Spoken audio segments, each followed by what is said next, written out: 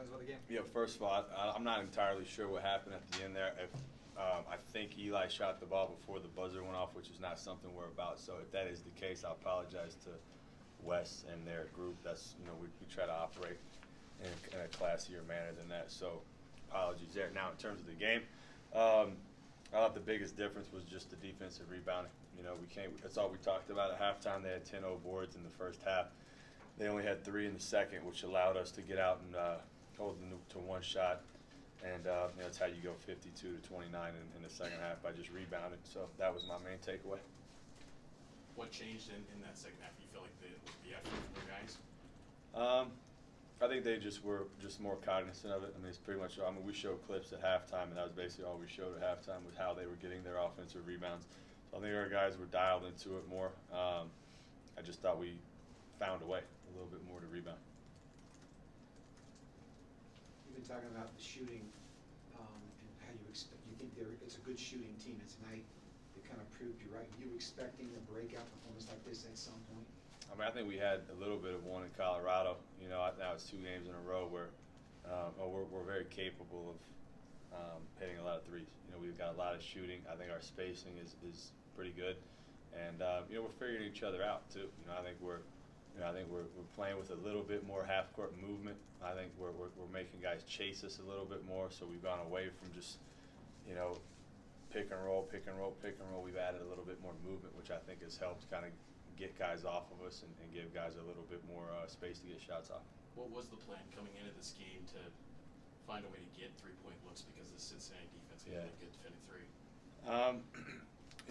Kind of what I it really is a three-pronged approach. Our pace since I can't remember when we really doubled down, tripled down on our pace, but to get good threes against a team like that, you got to play in transition. Which you can't do if you don't rebound. So we did do that, and then just some of the reads and pick and roll. Trying to point certain things out where we felt like we could get threes there, and then like I said, the half court movement, and the screening. Those are really the points of emphasis. Cannon got a nice ovation from the fans tonight. How important do you think this game, that moment, was for him? Very, yeah. I thought, and the reason why is because I thought he had his best, practice in a long time that he had yesterday, and so for him to lock in practice, even though things haven't been going his way, and then to come out and be rewarded with a good performance, I think it speaks to work. There's no substitute for that, and he has not shied away from work. He stayed the course, which gave me more confidence, to do a better job of putting him in position to get some of those threes. Some of those were some set plays. But I just thought his overall aggression, and he just looked more comfortable out there, and to hear it from the crowd, especially that many people, is a good feeling. Did you expect them to shoot that many threes?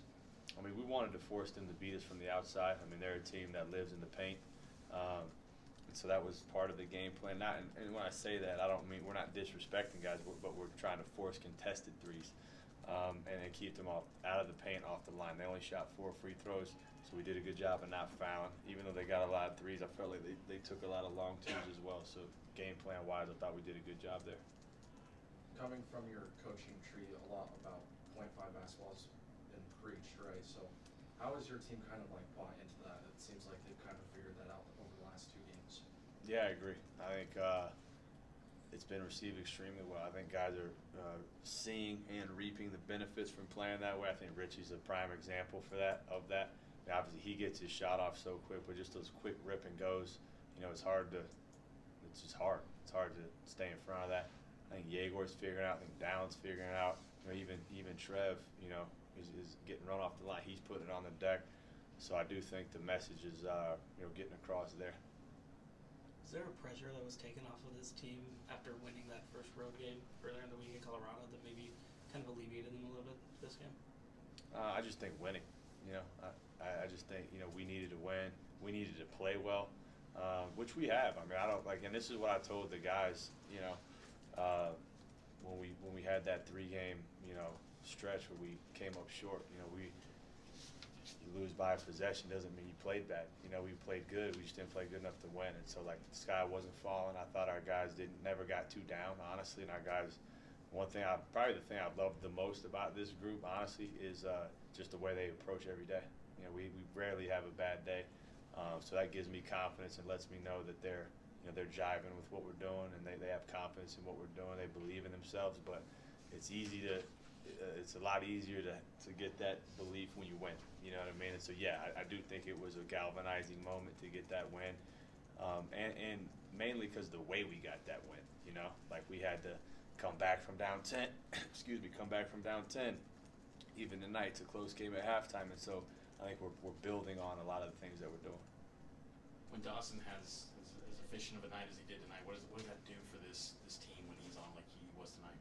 I mean, honestly, I think he's always on. He wakes up thinking no one can guard him, and that's why I love him. You know, I hope my kids have that swagger, honestly, and so I love that about him. You know, he's been a guy who has been extremely efficient. So what it does for our team, I think it takes a little pressure off, you know, that kind of first unit. And to that point, I do think our guys and our team, me and our staff, I think we're starting to just get a little bit more comfortable with sort of how we're subbing the group. I've talked about that a lot. You know, I don't think people outside of the people who are really thinking that through understand how difficult that is to get groupings right, and it takes time. And so I think we're kind of getting a little rhythm there, and he's been a big part of that. How important is it for him to be able to hit those intermediate shots? It's kind of a unique skill on this team. It is, and so I had a discussion with him a week or so ago. Like, I mean, I think it's pretty obvious, but we want rim and three. You know, I think my analytics guy hits me all the time. I don't know where we currently rank, but at one point in time, we were the best team in all the Power 5 of shooting rim and three. And so we don't want those pull-up twos. They don't go in. He's a guy where they do go in, and so, you know, going back to my history, I mean, I've coached 3 of the best mid-range shooters the game's ever seen in the NBA, and we never told Chris Book or KD to not shoot long twos. You know, it wouldn't be smart. So with Dawson, I pulled him aside and said, hey, I know we're really highlighting the rim and three, but when teams play this drop coverage like we see these guys do tonight, he's a guy who can make that shot at a high clip, and I think it adds another weapon to our assault offensively. Can you see the confidence growing in the team that they execute the offense and get the finish more frequently? Say that again? Well, you talked about executing. Yeah. And then maybe not finishing the play. Right, Now right. they're executing and finishing Yes. the play. Can you see the confidence growing in them when they do that? I can, yeah, I absolutely can. I mean, obviously it's easier on a night like tonight when the ball goes in as much as it does. I mean, look, you guys have all covered this game forever. I've coached it forever. Like, make shots, right? That's what it's all about. And I know that sounds so simple, but everything's easier when you make shots, and even confidence is easier in terms of what we're doing. But you know, our guys have done a good job of executing, and I do think that helps their confidence for sure. Do you think this was Jaguar's best game in conference play thus far?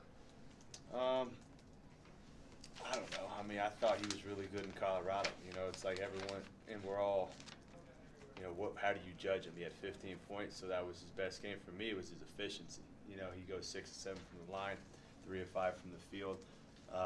So I think for him and for any player, you strive for efficiency. You talked about Dawson. I mean, you know, Dawson's super efficient. Richie's super efficient. So that's what we strive for, and that's where the kind of the shot diet sort of comes back into the equation. Like, we want to be an efficient basketball team. That's how you win. And so, you know, a lot of our guys are kind of finding their way there.